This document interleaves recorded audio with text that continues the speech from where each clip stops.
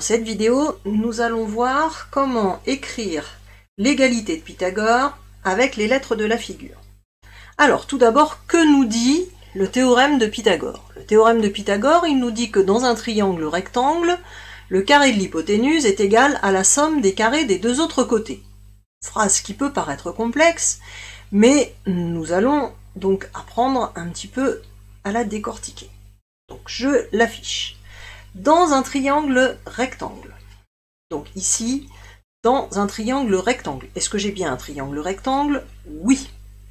Le carré de l'hypoténuse. Donc ça sous-entend que je sache d'abord ce que c'est que l'hypoténuse. Donc l'hypoténuse dans un triangle rectangle, c'est le côté le plus long, c'est celui qui est en face, qui est opposé à l'angle droit. Donc ici, l'hypoténuse, c'est BC. Donc l'hypoténuse, c'est BC. Sauf qu'on me dit de prendre non pas l'hypoténuse, mais le carré de l'hypoténuse. Le carré de l'hypoténuse, ça veut dire l'hypoténuse au carré. Donc l'hypoténuse au carré, d'où ça vient? Ça vient, quand je prends l'hypoténuse ici BC, et que je la mets au carré, c'est comme si je calculais l'aire de ce carré. L'aire de ce carré, pour la calculer, je vais faire BC fois l'autre côté ici qui a la même longueur, donc BC fois BC. C'est ce qu'on appelle BC au carré. Donc, BC, ici, le carré de l'hypoténuse, c'est donc BC au carré.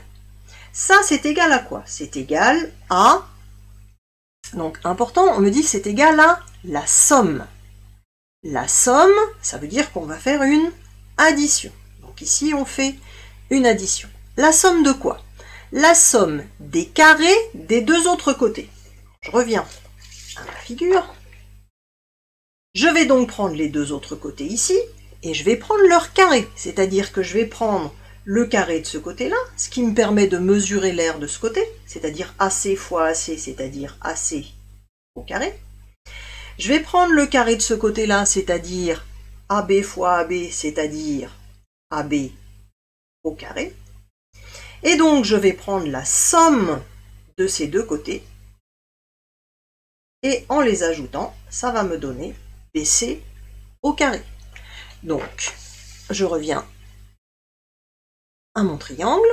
Il faut donc que je prenne les deux autres côtés, que je les mette au carré. Donc, l'autre côté, un des deux autres côtés, CAC, que je mets au carré, et l'autre côté encore, CAB, que je mets au carré.